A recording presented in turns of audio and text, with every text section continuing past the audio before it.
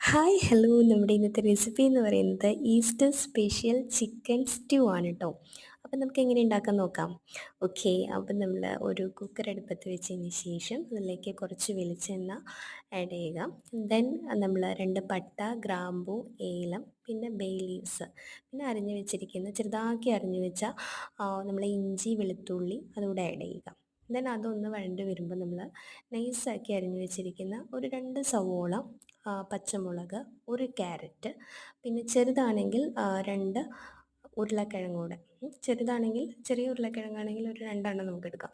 Okay, അതുകൂടെ add ചെയ്യുക. ഞാനിവിടെ പറയുന്ന ക്വാണ്ടിറ്റി എന്ന് പറയുന്നത് ഒരു ഏകദേശം 1 കിലോ ചിക്കൻ്റെ ഒരു റെസിപ്പിയാണ് കേട്ടോ അവിടെ പറയുന്നത്.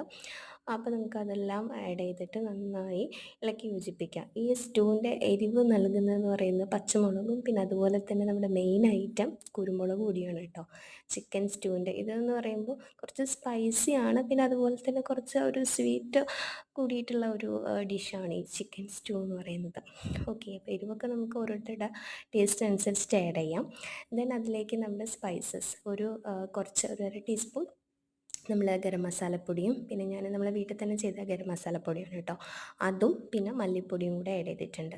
പിന്നെ കുറച്ച് കുരുമുളക് പൊടി ഞാൻ പറഞ്ഞ പോലെ നമ്മുടെ ആവശ്യത്തിന് എരിവിനനുസരിച്ച് നമുക്ക് ആഡ് ചെയ്യാം. 2 ടീസ്പൂൺ കുരുമുളക് പൊടി ആഡ് ചെയ്തിട്ട് നന്നായിട്ട് സോട്ട് ചെയ്തെടുക്കുക. ദെൻ നമ്മളതിലോട്ട് കഴുകി വൃത്തിയാക്കി വെച്ചിരിക്കുന്ന ചിക്കനോട് ആഡ് ചെയ്യുക. ഇവിടെ ചിക്കൻ ഞാൻ നമുക്ക് കുറച്ച് ഉപ്പും കുരുമുളക് പൊടിയും ഇട്ടിട്ട് ഞാൻ മിക്സ് ചെയ്ത് വെച്ചിട്ടുണ്ട്. അപ്പോൾ അതുകൂടെ ആഡ് ചെയ്ത് നന്നായി ഇളക്കി യോജിപ്പിക്കുക.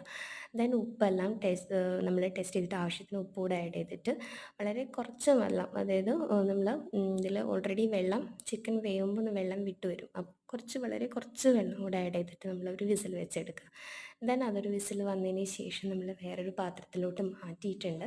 അതെല്ലാം എന്താ നന്നായി യോജിപ്പിച്ച് നന്നായി തിളച്ച് വരുന്നുണ്ട് കേട്ടോ. അപ്പോൾ തന്നെ നമുക്ക് ആ കുരുമുളകിൻ്റെ മണമൊക്കെ നല്ല സ്മെല്ല് ചെയ്ത് വരുന്നുണ്ട്, നല്ലൊരു മണം. ദെൻ നമുക്കതിലോട്ട് നമ്മുടെ ഒരു ഫ്രഷ് കറിവേപ്പിലൂടെ നമുക്ക് കുറച്ചുകൂടെ ആഡ് ചെയ്യാം. പിന്നെ നമുക്ക് ആവശ്യത്തിന് ഒന്നുകൂടെ ഉപ്പും എരിവൊക്കെ ഒന്ന് ടെസ്റ്റ് ചെയ്തിട്ട് നമുക്ക് ആവശ്യമെങ്കിൽ മാത്രം ഇതിലിപ്പോൾ ഈ ടൈമിൽ കുറച്ചുകൂടെ നമുക്ക് കുരുമുളക് ഞാനിവിടെ ആഡ് ചെയ്യുന്നുണ്ട്. കുറച്ച് കുരുമുളകും പിന്നെ കുറച്ച് ഗരം മസാല കൂടെ, വളരെ കുറച്ച് ഗരം മസാല കൂടെ ആഡ് ചെയ്യുന്നുണ്ട് കേട്ടോ. എനിക്ക് കുറച്ച് എരിവൊക്കെ വേണ്ട കൂട്ടത്തിലാട്ടോ. അപ്പോൾ ഞാൻ പെപ്പർ പൗഡർ നന്നായിട്ട് ഇതിൽ ആഡ് ചെയ്തിട്ടുണ്ട്.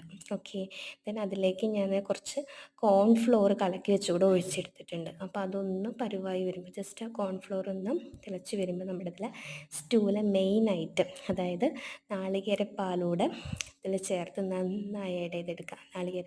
പാൽ ആഡ് ചെയ്തിട്ട് പിന്നെ തിളയ്ക്കാൻ പാടില്ല, തീ ഓഫ് ചെയ്യുക.